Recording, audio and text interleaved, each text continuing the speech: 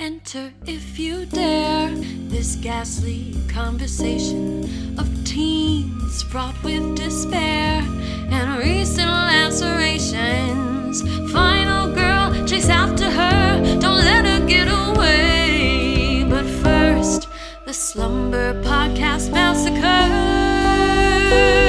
with TNA. Welcome to Slumber Podcast Massacre with TNA. That's Tim. That's Andy. And this is a podcast about horror. Every week, Tim and I dive in and we talk about a different movie from the horror genre, from the well-known classics down to that rare gem swaddled up on the back of your video store shelf. This week, Tim and I are going to talk about the 1974 movie, It's Alive. Tim, you're a dad. What was your biggest fear before being a dad? You mean about knowing that I was going to be a dad coming up? Yes, not like what fear replaced, having kids replaced. No, like what when you know you're having children. Yeah, not like I was afraid of spiders, but then I had kids. No, like what knowing you were having children, what was the biggest fear? I'm going to give you two quick ones. The first one is very simple. I was riding in a car with an older guy that I work with. He and I were riding into work together. And it's when I knew that I was going to have not one baby, but two babies at the same time. Yep. And I had the dumbest question, but I asked it anyway. I'm like, so I know that you feed them and I know that you change their diapers and I know that you put them down to bed, but I asked him, what do you do the rest of the time? And he's like, sleep whenever you can. He's like, he's like, you just he's like, really, they're like plants in the beginning, I mean, there's really not much more to it. I mean, and it's so funny, like thinking back to those days of being a dad when they were both babies, and I would just put out a blanket on the ground and I just dance around or hop around and do stupid funny things, and they would giggle and laugh, and it was amazing. So that fear was kind of took care of itself. You don't have time to wonder like, what am I gonna do for my babies today? How am I gonna entertain them? Like, no, you're just trying to fight for your life to keep up with it. It's pretty easy until they become mobile. That's always my advice. Like when you see them start to move, knock them down, because once they're mobile, it's over. There is no right. Yeah, and their bones are very malleable at that time. So, just a good knockdown. I mean, that's not going to hurt them. Yeah. I'm not saying like, take a truck into them, but, just push with your foot. That's all it takes. Yeah, right. And if I had to pick another fear, now this was, this wasn't before they were born, but it was right after they were born. I would have these, and I think this is relatively common.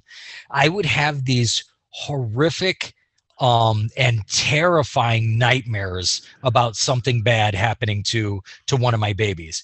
And one of the nightmares I'll never forget was so bad that I woke up in the morning, I went downstairs, and I was sitting at the kitchen table, and my wife at the time was there, and I literally, this was like 20 minutes after I'd woken up, I literally just started bawling my eyes out. Oh.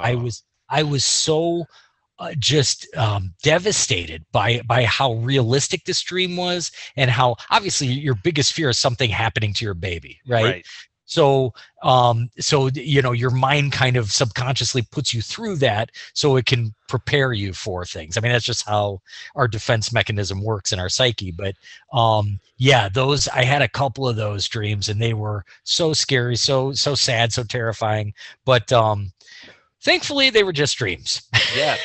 and none of that came true. So thankfully, they were dreams and not a living nightmare like our characters in this week's movie, It's Alive. It's Alive. And that transition. That was pretty smooth as silk. But yeah, this is It's Alive, written and directed by Larry Cohen. Past episode, he wrote The Stuff. Which now knowing that, like, there's a lot of stuff in this movie where I'm like, oh, okay, yeah, I can see that. Like, his themes that he used in the stuff, I think, also translate into this movie. I'm not sure on the budget.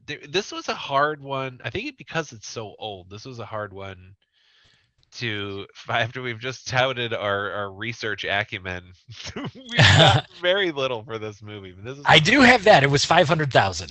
okay, awesome. I figured it was under $1 million, but like 500,000. But then they ended up making like 17 million at the box office with this because they released it once and the studio did not give a shit. And then like 3 years later, they were able to kind of repackage it, and I think there was I forget now, there was like a purchase or a merger, and the studio then was like, well, no, this one maybe has some legs, and so it was then released again in like 77, I think, and it had a pretty decent showing then. That was when they came up with the tagline, "The only thing wrong with the Davis baby is it's alive," or something like that. Yeah. There's one thing wrong with the Davis baby. It's alive. It's alive. And with that great shot of like the bassinet and the two, like long fingers with the nails, the claws, hanging out of the bassinet. Yeah, it was a great ad campaign, and that's what it combined with the second release is what actually gave it some life. You're right. And there's a lot of, not only is Larry Cohen well known, there's a lot of good names behind this. You've got Rick Baker doing makeup, who's a legend. Oh yeah.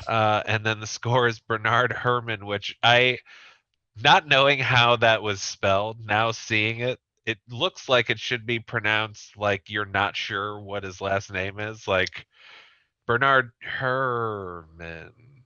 Because there's like 2 R's and 2 N's, like Herman.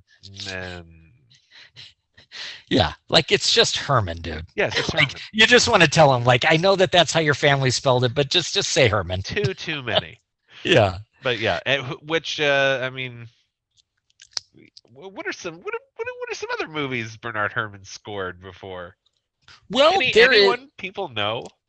There is I don't know if you've heard of this horror movie. It's called Psycho. Oh, yes. You heard of that one? Yes. It inspired the score for Reanimator. Yes.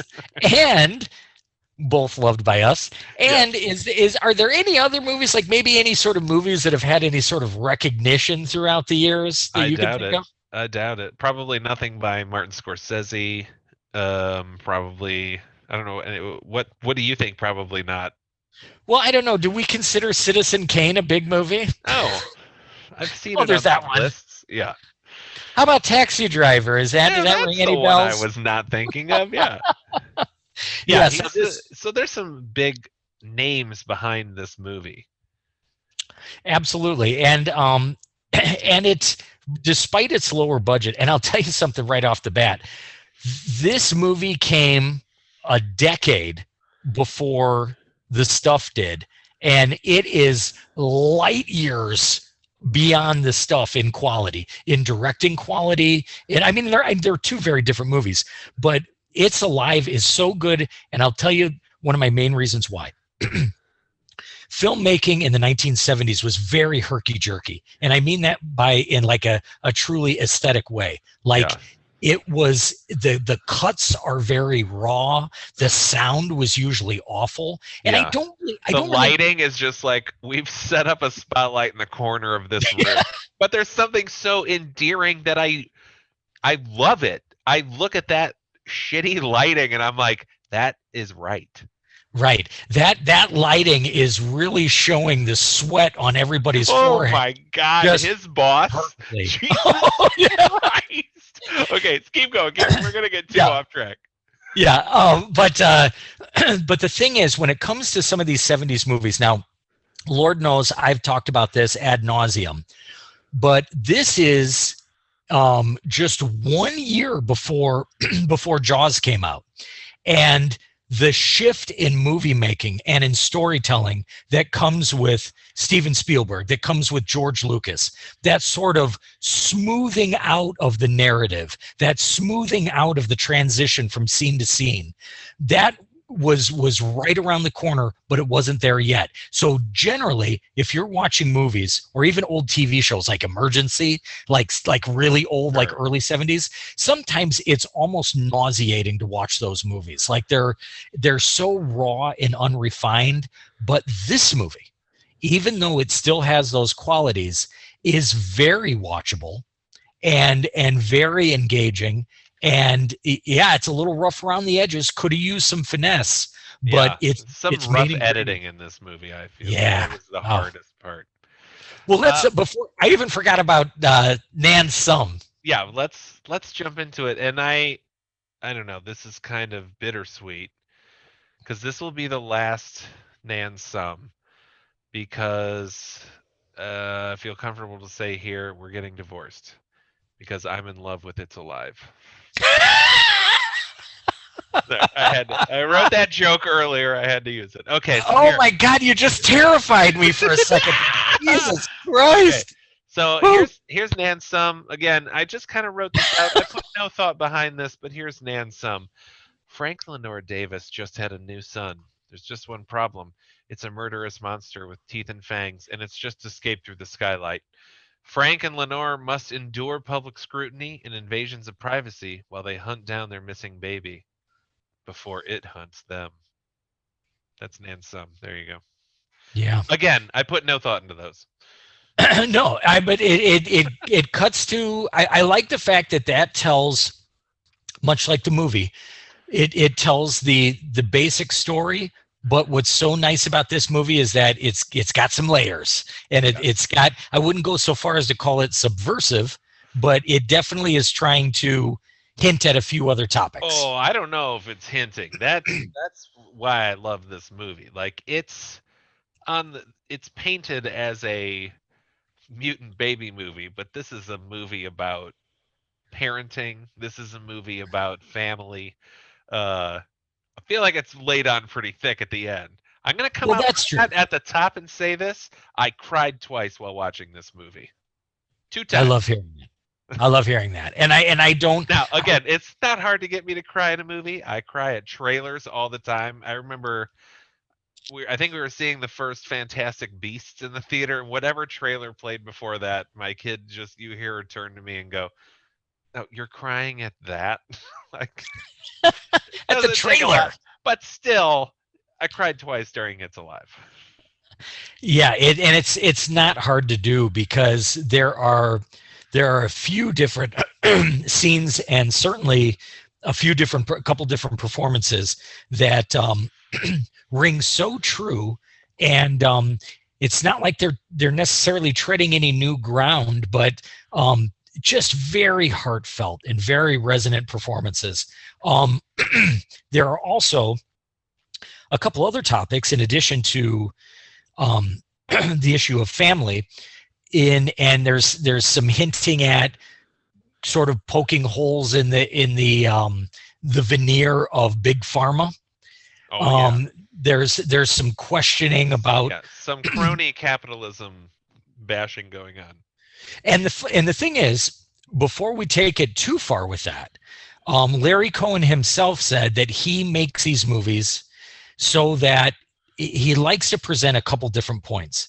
So if you see this as a pro-life movie or a pro-choice movie, or if you see this as anti-this or anti-that, that he is on board with however you want to interpret it. So some people might see it as that. Other people might see it as like a questioning of progress. And do we rush with too open of arms to embrace progress just in the name of progress, or should we be more cautious? So there's a few of those elements, but he's saying a lot of things, and there's not one thing that overwhelms everything. So you have just enough of a couple things that you can be like, oh, it's about this and this. Or there is enough to be like, actually, it's about a murdering baby. Well, and you know what? That is the best part, is that I feel, because and anybody who listens to the show knows, I hate preachy movies. And I think he does an awesome job of making this, at its heart, the story of family and a horror thriller about a murderous baby, but he just you know just kind of puts a little bit of a gloss here and there on some other bigger topics, but it doesn't overwhelm the story. Right. This is not a movie about big pharma. This is a movie, like you said, it's about family and it's about a murderous baby. I mean, they don't drift too far from that. No. But the family thing, I think, is a really bold choice by Cohen to go after, because he's, in some ways, he's really going after parents. Because if you look at the socioeconomic times that this was made in, this was sort of the beginning of the popularity of what's called the latchkey generation.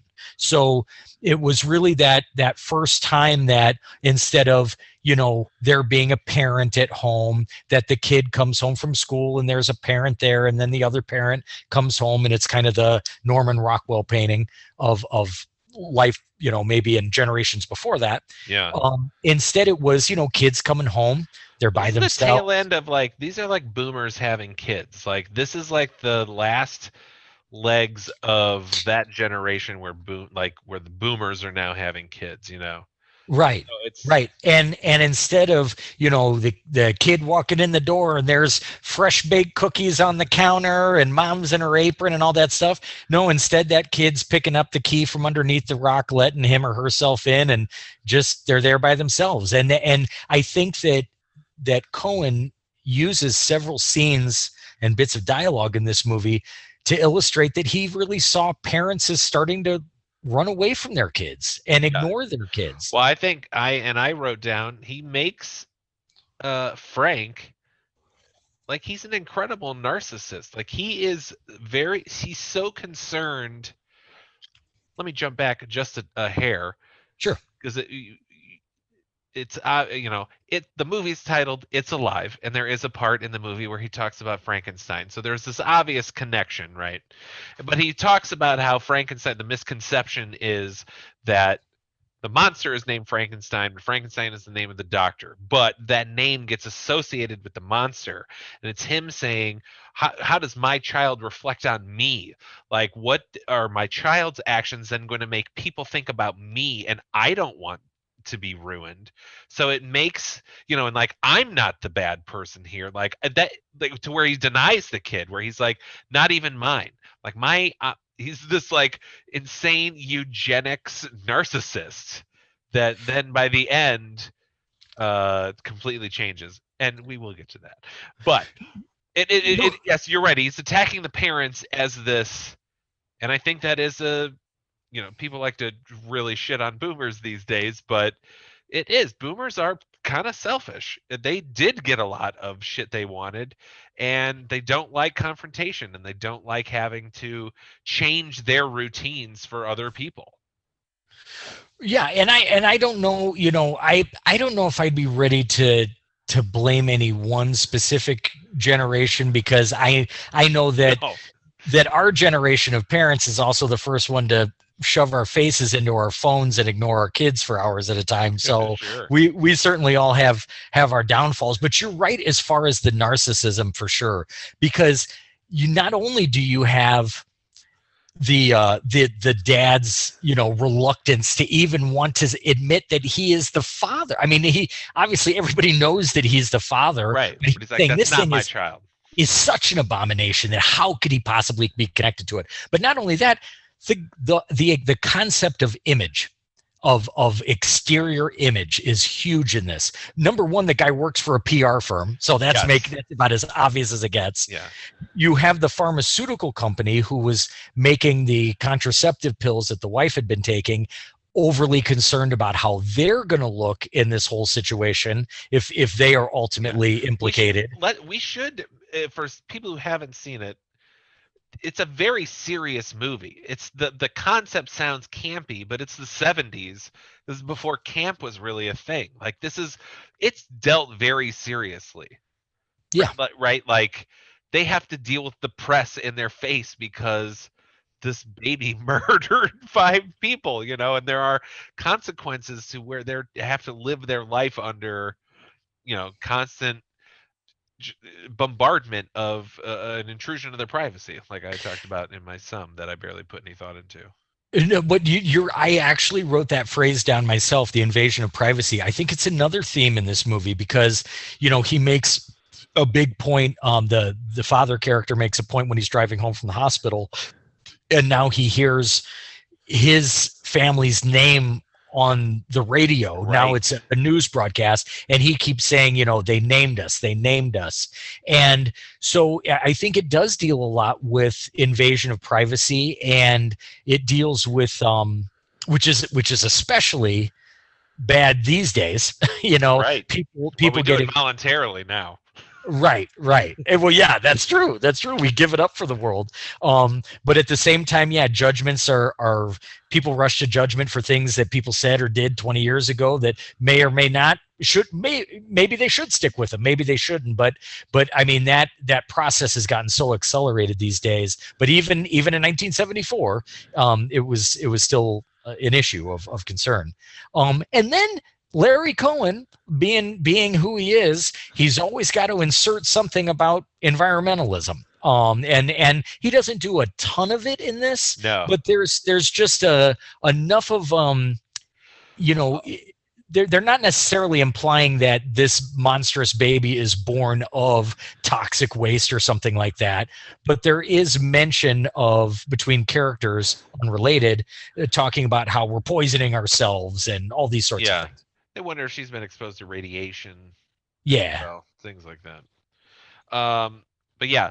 All right, let's dive in to this movie because there is a lot to cover, and we could talk about the emotional aspects of it all day long, but there is just a lot of fun to be had. Because first, I wanted to, again, we're both parents. The opening of this movie is the wife is like, "Oh, it's time for the baby," right? Now, any other time I've ever seen it in film where it's like, "Oh, it's time." It is a mad dash, grabbing bags, waking people, grabbing coats, getting keys. Dude, these people, it's like, it's time.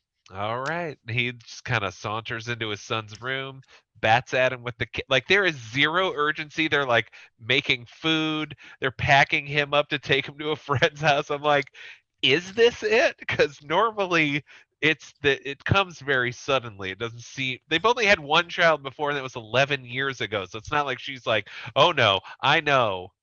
I mean, she does say that does come into play later, but that's a far more esoterical part. Like this is, there's zero urgency to get to the hospital.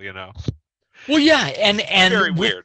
And if you're judging from like the light, the exterior light outside, like it doesn't look like it's pitch black, and it certainly doesn't look like it's morning. It really looks like that kind of just before dawn time when it's like 3 a.m. or 4 a.m. Yeah. And so, like you said, this family's all, ready to go, easy breezy. They take their 11-year-old son over to a family friend's house, and that guy is all ready to go too. Like it's 3 o'clock in the morning, and he says to the kid, let's go up and let's go inside and whip up some French toast. I'm like, who the fuck eats French toast at 3 o'clock in the morning? What was the vibe you got from that guy? Well, there's that little pat on the butt that he gives them. Don't think I didn't see that. I mean, he seems like a really nice. When he drops him off, he gives him the shoulder rub, and then come on, let's go get you some French toast. And then they go on a fishing trip later, and he gets a little pat on the butt.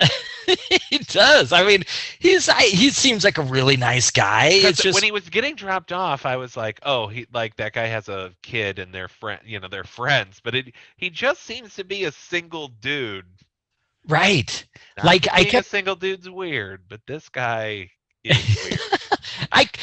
You're right. I kept waiting for is that like the wife's brother and it's the kid's uncle or something like that? Or is he like the next door neighbor? But he's kind of like a neighbor from down the street a little bit. Yeah, he doesn't even live by him. He's gained their trust just enough to let them watch their kid. Yeah, and it's crazy, and so you're right. They get their older son dropped off. They make their way to the hospital, and here's where I start blowing my wad all over the place because the dad, everybody knows who listens to this show, and you know better than anybody, how gaga I am over ethnic background or cultural Yeah. background. And he starts talking about things that his Irish mother used to say, like the names that he had for the babies. And the nurse, like to double down on that, is Scottish. And so they're having this kind of Celtic moment together. That seemed all very improv because seemed taken aback by the Scottish and then even called her Irish again. Like I don't think he was actually expecting that, you know? But it was a great, like, it was a great, very realistic choice. Yes. To illustrate how, like, when you're nervous, like a dad who's, you know, about to have a baby, and it's like he's just kind of talking because he's so hyper nervous and he's just rambling on about shit. The way that he was standing and talking, like, we see it so much now, but it looked like a fake documentary show because you don't see the other nurse, so the way he's just standing there against the window, like talking over his shoulder, like, yeah, like one of those. I was just like, wait, what's happening right now? But then the nurse comes in, right. But yeah, even that hospital is crazy. Like, because when I had my kid, I was in that room like the whole time, right? But there is like how busy is this hospital? There's a lounge with other expectant dads. They're playing cards, like chilling out with each other. And God love them, they're smoking everywhere. My God. In the hospital. But you're right. Yeah, there's like there's so many expectant dads there for so long that they kind of almost have their own club, like after about 10 minutes. They know a lot about each other. They're all good friends now. Right. And like, oh, good, because I actually am looking for a friend with a kid my child's age so he can go over there because my other friend is very creepy. Right. And you know, as you're seeing this and things are still fun and they're still good, like you see this, you know, you really get a good feel for our lead actor and John P. Ryan. Yes, who I don't think I've seen in anything else. No, I don't think so. But he's got a nice swagger. Like he's not does. like. I couldn't decide if he was the coolest ugly guy I've ever seen or the ugliest cool guy. He's both. You're exactly right. He's very much both. Like he's not attractive in any sort of, yeah, not attractive in any sort of classical sense, but there's just something about him he's just so easygoing with himself and everything and everybody. He dresses nice. Yeah. And then of course once we're in the delivery room, you have the absolute quintessential doctor who's just super passive, but we've all had doctors like this where it's like, all right, everything's fine. It's gonna be so condescending. Like, trust me, I've heard your complaint before. Right. Because I should say, now the wife, Lenora, played by Sharon Farrell, whose name reminds me, I don't know if you watched 30 Rock, but there was a joke on 30 Rock where one of the actresses was in a movie and the movie was called The Rural Juror. And so the name Sharon Farrell reminded me of Rural Juror. Right. But she is telling the doctor, I know something's wrong. Like, I know I've only had one kid, but I know something's wrong. And it was this early I fell in love with Sharon Farrell. She is so good in this movie. John P. Ryan is great. I love everything Sharon Farrell does in this movie. She is capable of absolutely ripping your heart out. Yes. And she does it with force when, you know, I don't mean to just skip over the baby being born because it's kind of a big deal in this movie. Sure. But just for a moment, when the baby is born and there's all the carnage and the blood and the dead bodies and the baby is, you know, escapes away and nobody really knows what to do and they're just sort of wheeling her into another room and she's saying the most heartbreaking things. I mean, it just tears your heart out and I'm trying to think of the specific things she was saying, but like, you know, like, he's not ugly and don't take my baby, is my baby dead? Like right. just those, like just saying that, like, is my baby dead? Like it's just heartbreaking. Yeah. And she's great. She's so good. But yeah, so when the baby is born, we don't really see anything, but the baby kills everyone in attendance but the mom, right? That is kind of what was lacking in this movie, but also because I think it's the 70s still, not a lot of gore. There is blood, Right. but you aren't getting like necks ripped open. You kind of see a little bit of the chewing of the neck later. It's kind of that type of movie where there are these weird little artistic quick cuts. Some of the editing I think is good and effective. Some of it was atrocious. Yeah. um, but I lost my train of thought. But no, you're right. The we're in the delivery room. The blood is, you're right. Even the blood itself. Oh yeah, the baby's gone. And yeah. and that is not something I expected, where it's this baby is loose the entire movie.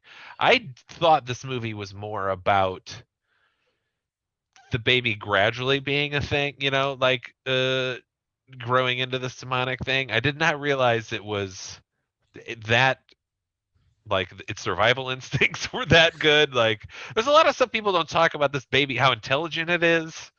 Well, Its intuition. They're just kind of focused on the monstrosity that it looks like.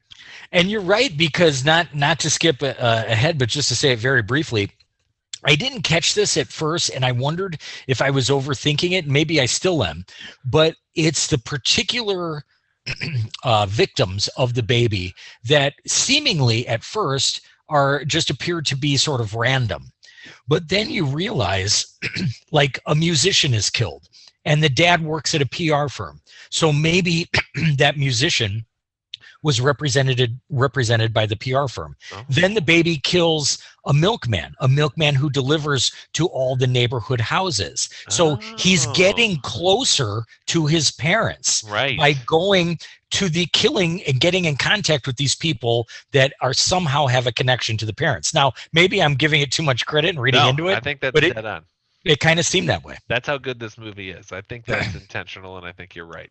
Yeah. So now that first killing outside of the hospital is the woman with the fantastic boots on. Yes. That to me seemed a bit random, but she just walked out of a Nancy Sinatra video. Yeah, exactly. Oh yeah, and I mean it's a fantastic outfit. But yeah, that one seemed a little random, but yeah, the rest seemed to have. Oh, we got to go back to the hospital, so let's talk about. There are a couple things that just made me laugh. It's kind of this casual acceptance of a mutant baby, like when they're just like, well, because the police come to investigate the murder scene, right? And they're just like, well, the only way out of here was this hole that was chewed through the roof, so it must have been your baby. Right. And everyone is just like, must have been. I got a mutant baby. Like, no. And I was like, is this like a thing in this world? Which, if you find at the very end, that's kind of the sequel bait, is another one has been born. But yeah, no, this is the first one. But everyone is just like, and no one's seen it. That's the other thing. Like, Frank's always like, oh, he's not mine. He's a monster, but no one has seen what the baby looks like. So they know nothing about this baby, but immediately are just like, murdering baby. No, you're right. They all jump to that conclusion and settle on it very quickly and very uniformly, like very universally. Like everybody's like, yeah, that's it. That's never happened in the history of humanity ever. But yeah, that's probably it. Right. And yeah, that's kind of the scene isn't dwelt on too much, but the movie does a good job of showing some scenes of Frank going through the immediate fallout of the baby, murdering everybody in the delivery room, to where he doesn't know what's going on. He's getting dragged away by hospital orderlies, and he's just like, he's thinking somebody stole my fucking baby, know? And wouldn't that be what you assumed? Some adult came into that room, killed 5 people. Just because you didn't see him, that still is the most logical thing, that an adult killed 5 people and stole a baby, other than the baby killed 5 Yeah. people. And they're like, no, we got this. And also what I love, so like our two antagonists in this is there's like the cop, the detective or lieutenant who's leading the investigation into this, and then you also have he's a doctor or something who was prescribing her these pills, right? And so they come to talk to her bedside, right? And I love this line, I died, because they're talking to her and they're like, "Oh, have you ever been? Have you ever been around radiation or anything like that?" And they're like, "No, no, we've been very careful." And the doctor's like, "Well, you did inquire about abortion 8 months ago." And Frank's like, "Yeah, I mean everyone does, but obviously we went forward with it, like we wanted to have the baby." And the cop goes, "Well, we all make mistakes." Yeah. Oh man, Right. I'm like, I don't know if that was supposed to come out the way it did, but goddamn, I died laughing because I know, he didn't elicit that kind of reaction from Frank. So I don't know if I misinterpreted it, but it was gold. Well, at first when I heard it, I thought he was saying, well, we all make mistakes that you even thought to get an abortion. Like he was That's judging them. possible. But I don't know. And keep in mind, this movie is literally only 1 year after Roe v. Wade. Yeah. So this is all like abortion is a super fresh topic at this point. Yeah, that's true. And so, yeah, that's along with that whole, gosh, I even wrote it down, that one medication that gave all those babies those horrific deformities. They gave it to all those women in the 60s and 70s. But did you know about that? No. Oh yeah, it's called so there's kind of a thalidomide. Historical background to this then. Yeah, the thalidomide drug was something that was routinely given to pregnant mothers, and it actually, when you see babies that, I mean, I hate to say it, but they call them like flipper babies. I mean, it's not a nice term, but it's what a lot of people said at the time, where these babies were being born with essentially no arms, like their hands kind of coming out of where their shoulders are. And it was a horrific nightmare. And it was not just one or two cases, like it was on a pretty grand scale until they finally got rid of it. But it was just, again, the pharmacies and the doctors and the companies pushed it and gave it to a bunch of expectant mothers, and it was ended tragically. But yeah, so this movie is being made right in the thick of all that. Yeah. And there is a pretty hardcore, like there is, like we have our professor who is technically our antagonist. There's even a super antagonist behind him, and he's the guy who's like, hey, if this can be traced back to the company in any way, like I need you to annihilate this baby. Like I don't want it left around for study, nothing. Like eliminate all trace of our involvement in this baby is essentially his position on it. Yeah, you're right. Like isn't it kind of funny how, I mean, number one, they all rush to judgment that they've got a murderous baby on their hands. And number two, quickly on the heels of that realization is, let's kill this fucking thing. Like, right. I mean, and everybody is pretty much on board. Like even the dad is like, yeah, it's probably for the best. Yeah. Oh yeah. The dad tries a couple times to kill the baby. Yes. And bear in mind, like you said, that the baby isn't shown in the delivery scene. I made sure that I checked it. It's 25 minutes into this movie before we even see a glimpse of the baby. So they kind of took the Jaws approach of, less is more. Yeah, which I read that they, because he contacted Rick Baker about doing this, and then Rick Baker was like, I didn't hear from him again until they were 2 weeks into already shooting the movie. And he was like, okay, so now what I'm going to kind of do is I'm going to do a lot of like obscured view of the baby. So if you could help me there. So he came up with a couple different puppet aspects of the baby, but stuff that like a person can wear. Like a lot of the shots of the baby are of Larry Cohen's wife is inside the baby outfit.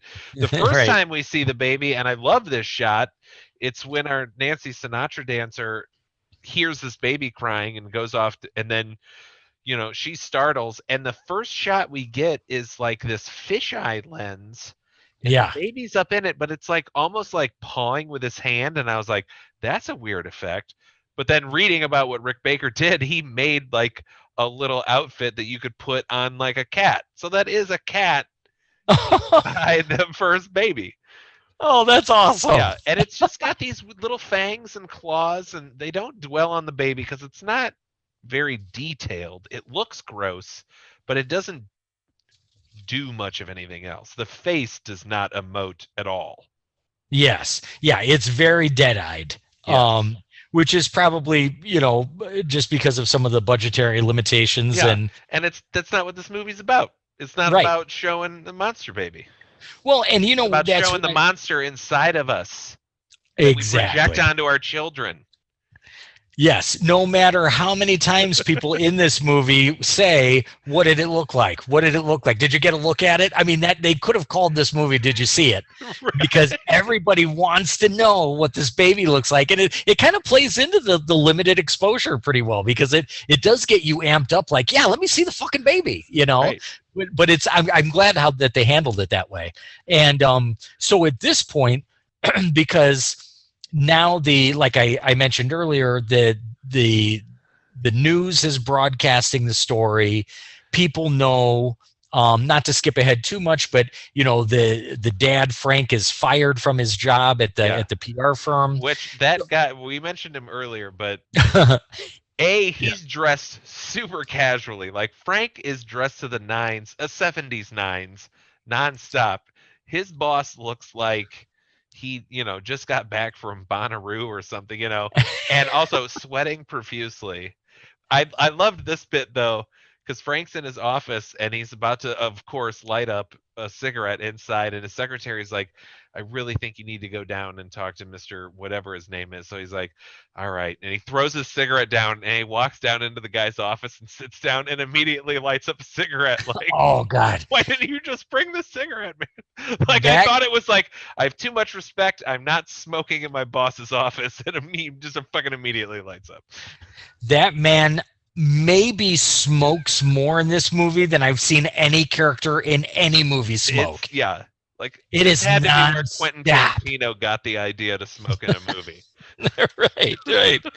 But yeah, you're right. He goes in, like, there's kind of the tension, like, okay, the boss wants to see you, like you said, and so you figure like this is going to be some like staunch, like stiff, older executive guy. But he walks in and this dude's like just 28 years old. Yeah, he's just hanging out. It looks like he like washes his face with the paper towels that are underneath the bacon when you cook a pound of bacon and you put it on like a row of paper towel.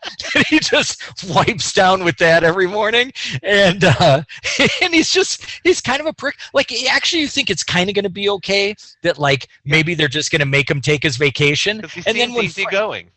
Yeah, and then when Frank leaves, he says, well, to the secretary, have him clean out his personal items because he's not going to be back. And I'm like, fuck you, pal. You. Yeah. So at this point, because of the loss of the job, because of the murderous baby, we start to see the character of Frank, and really the actor. This is where they're really laying into the role. And he is about as, how do I say this, as unassuming with emotion as I've ever seen with any actor. When that guy cries, it just comes out. Yeah. And it's so touching when it happens. And he looks like the type who shouldn't cry. Like, you're like, that guy just wouldn't cry. And he's just acting his nuts off, like we like to say. I mean, he's just, because I think this guy had he just played like sidekicks and shit like that before. If I didn't do a lot of research into the actors, I'll admit I did into Sharon Farrell. She was a dancer, and then she did a lot of like TV procedurals, but. No, and I'm glad that you fell in love with her, because the two of them together really do a nice job of balancing each other out. Usually in movies like this, where, especially when it's a grieving parent, and there's no nice way to say what I'm about to say, but usually in film, that is is done to such a point that as an audience member, sometimes you can just get annoyed with how like sort of disassociated from reality that these people become. But Yeah. but she kind of hangs in there. You know, she's trying. They're both just sort of trying to get through it the best they can, and they're just trying to work their way through an awful situation. Let's talk about the because we talked a little earlier about invasion of privacy, and I'm sure you feel the same way about this one character. Because there's one part where a nurse comes to help out at the house, right? And the way she's talking to Lenore is so casual and so accusatory and just so because she's like because this is after the baby has killed another person, so and this nurse is just like, so did you hear your baby killed a musician last night? Yep. And the lady's like, no, I didn't hear. Lenore, the lady, she's like, no, I didn't hear that. So she's just like delivering this news about her monster baby in just a super shitty way, and I was like, what is this lady's problem? Like, what a bitch. And then it turns out she's been recording her, and I was like, oh, thank God. Like, I was so happy she was a asshole reporter, right? She just said she's a writer. She's like, I am a nurse, but I also am a writer. But I'm just like, oh, thank God, because I just thought you were a terrible person, but at least you're a writer. Right. Yeah. So I took a lot more pleasure and comfort in her being like a scumbag writer than just a really awful person. Yeah, than just a bad nurse with terrible bedside manner. Right. I wrote down a 3-word review of her character, and it is, and I quote myself, "Fuck this nurse." That was what I wrote down. Yeah. Exclamation point. I knew you'd hate that nurse. Oh man, she was such a bitch. But and then that's kind of the first scene when Frank comes in and he realizes that this nurse was tape recording, and that's where we get the tears, and he's pulling the tape out of the cassette, and it's just at this point you're really feeling sorry for these people. And weird? I was thinking about this. Can I tangent real quick? Yeah. Oh, yeah. I was watching him tear that tape out. I was like, wow, the way tapes work seems more impressive than the way like a digital file works. I was just like, how did we come up with that? I've thought about that before. So I mean, I still sometimes will be driving in my car and I'm like, how does radio work? Like, how is this actually happening? How do they work? Anyway, alien technology. Yeah, it's crazy. But speaking of outdated technology, I wrote down here, I have one note that just says milkmen in general. Good. I'm glad we're going to this because that's where I wanted to go next. Because before we get to the movie aspect, why did they stop having milkmen? Right. I thought that stopped in the 50s, and I'm like, wait, in the 70s we still had milkmen? I know, and you look at it and you're like, how fantastic is this? Like, just delicious, fresh, cold milk delivered to your doorstep. Right. Why did we ever stop this? Like, oh my God, milkmen. Yeah. Maybe it was because they were fucking all the ladies, the housewives. I don't know. Yeah, it's not an urban rumor. What are they called?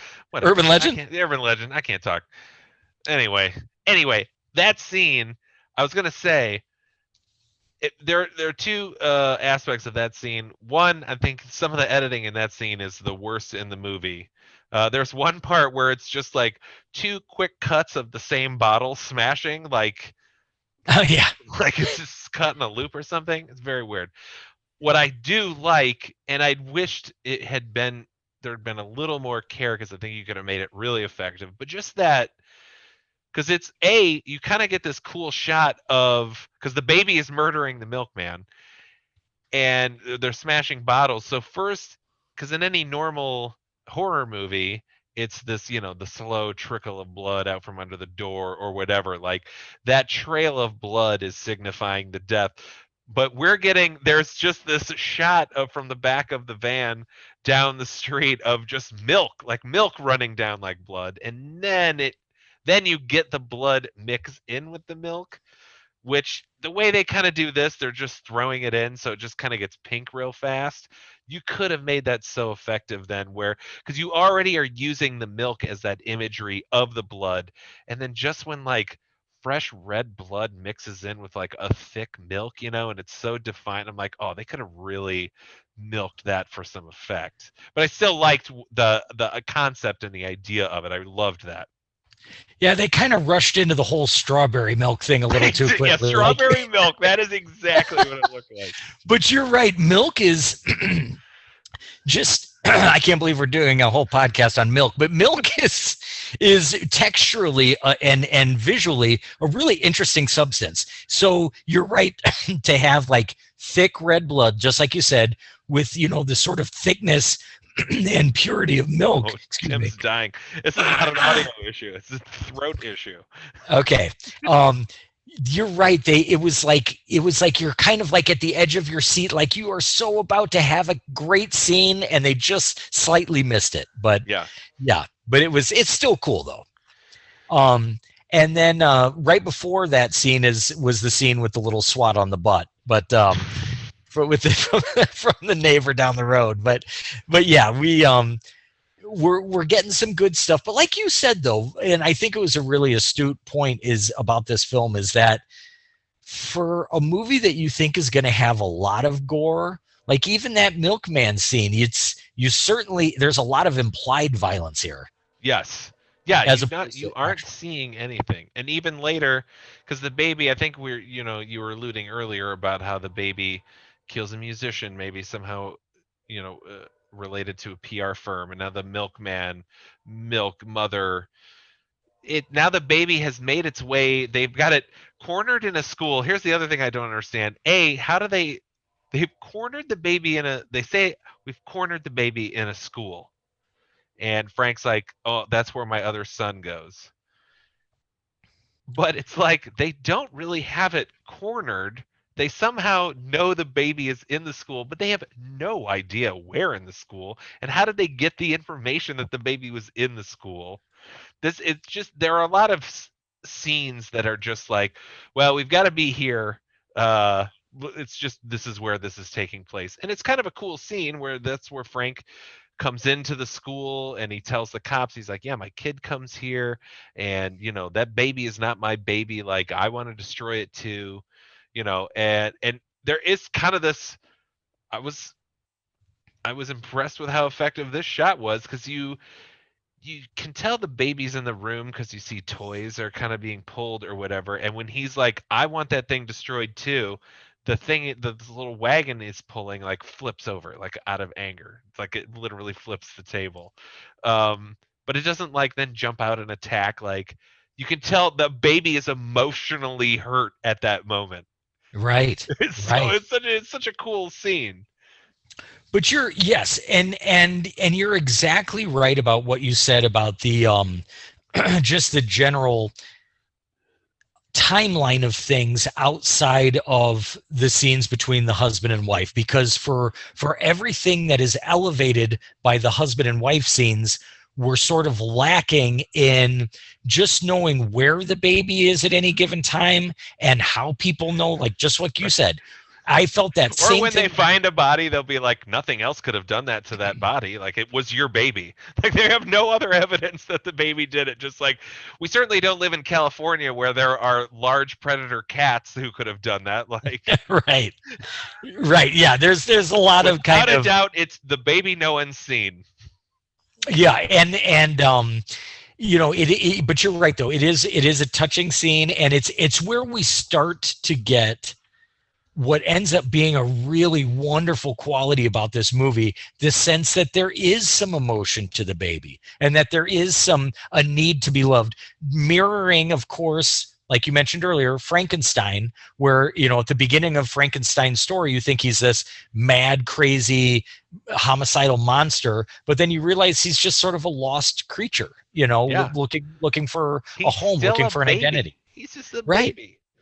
Right. And but speaking of babies, there is one quick scene where in sort of the nonsense of the cops trying to follow the baby around, they think they've found the baby Yes. because they're hearing this cooing coming from outside. And so you see all these cops descending on this house, and they've got it surrounded. There's like 20 cops. And then finally they stumble upon the source of the noise, and it is the cutest little like baby boy just sitting there looking at him like, hey guys. And he's just it's the most adorable little boy.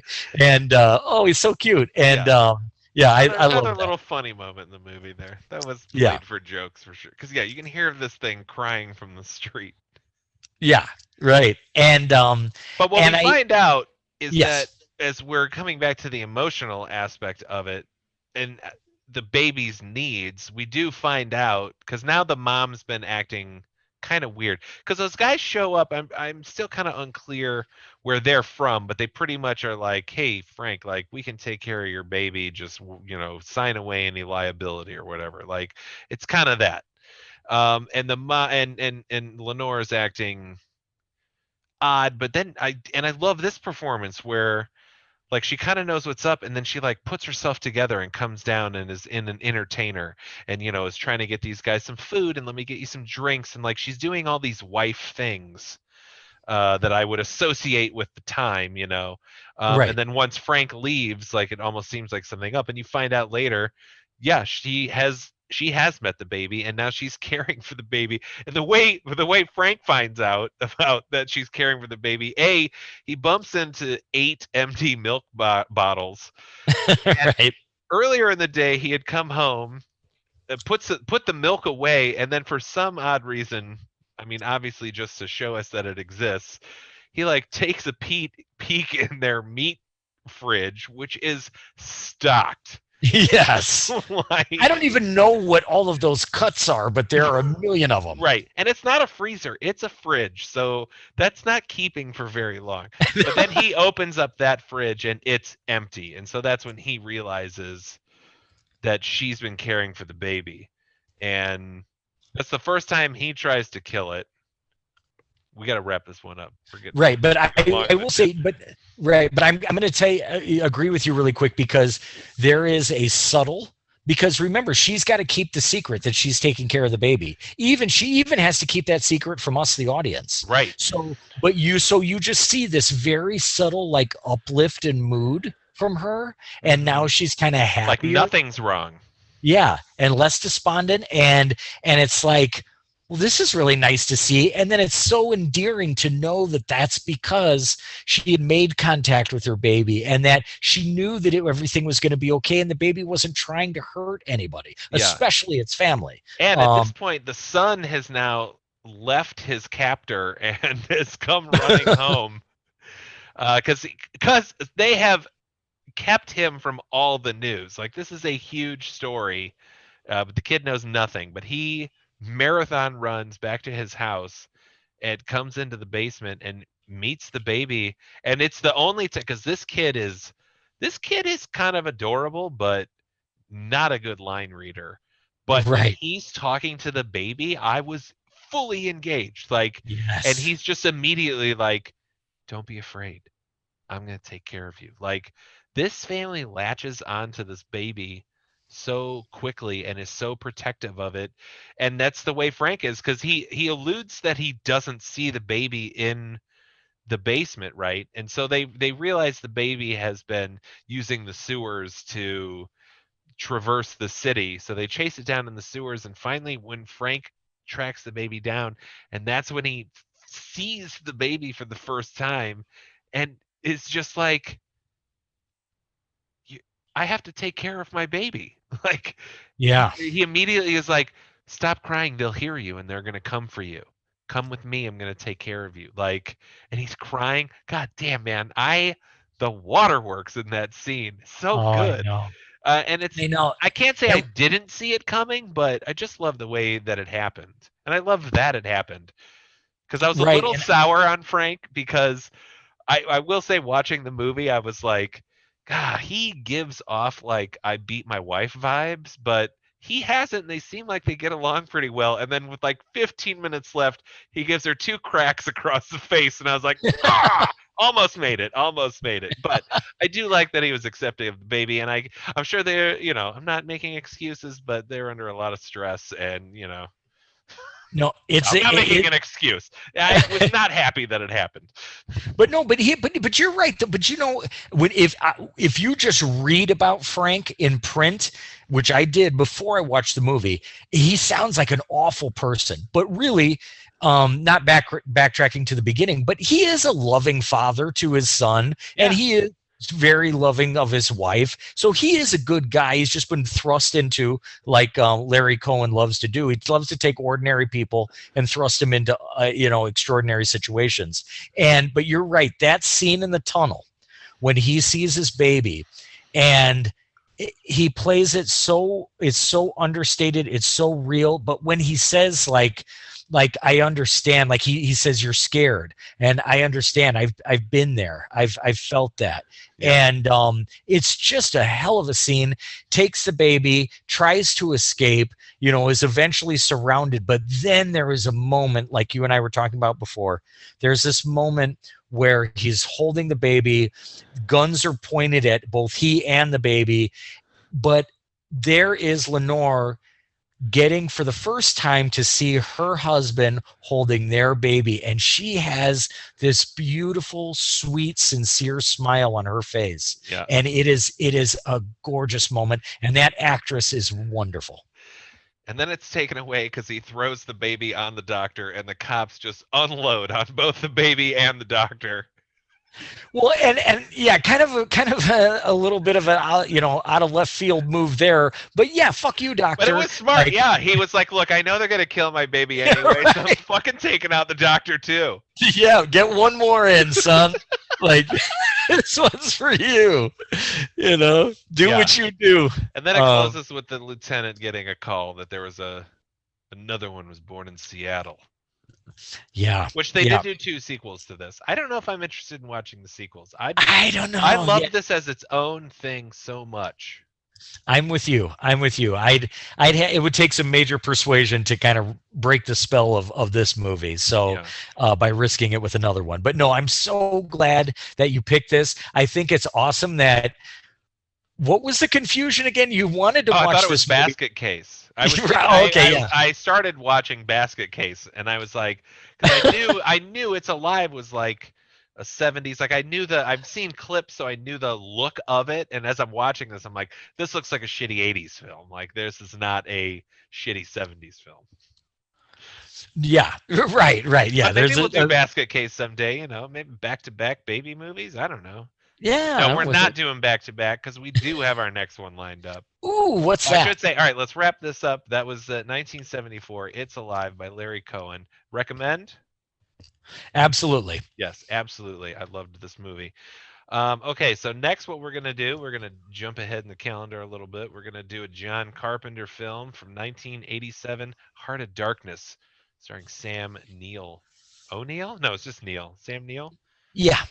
Dr. No. No. It's I'm thinking of In the Mouth of Madness. Yes, but we're doing Prince of Darkness. Oh, Prince of Darkness. I put Heart of Darkness. You don't want to do the documentary about about the Apocalypse Now? Apocalypse Now, yeah. Okay. Prince of Darkness. I don't even know if I have the year right. Dude, Prince of Darkness. Holy shit. I have seen that, but it has been a long time, and I have not thought about that movie in a long time. Yeah, I'm excited about this. So whatever year Prince of Darkness is from, that's what we're covering next. Perfect. Okay, cool. Well, all right. So yeah, that was this movie. Please, our Instagram is @Slumber Podcast Massacre. Our email slumberpodcast@gmail.com. Our Patreon is patreon.com/Slumber Podcast Massacre. A huge thanks to our patrons. You help make this possible. Another little shout out, Sarah Dooley, for our theme song. I just had someone this week ask me, who does your theme song? She sounds really cool. And she has a new album coming out. It's Sarah Dooley. But she's been releasing some singles. I think the latest one is My Party. I might be behind on my fandom a little bit, just a smidge. But check her out. And yeah, that's about it. Tim, do you have anything else to say about It's Alive? I just want to go ahead and officially declare you It's Alive's biggest #1 current fan. in America. That's a crown I'll wear proudly. See you later, Timmy. The